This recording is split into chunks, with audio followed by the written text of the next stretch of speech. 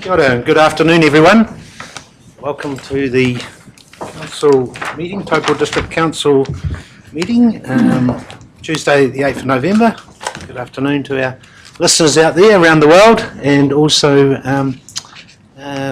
people, members of the public, and councillors and staff. Councillor Truman, could I ask you give us a blessing for the day, please? Thank you. Councillor Truman.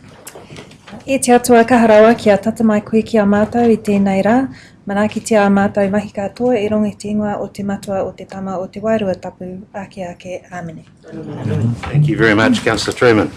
Item number 1 on the agenda is apologies. Do we have any apologies? None from Councillor Body, thank you. Councillor Body?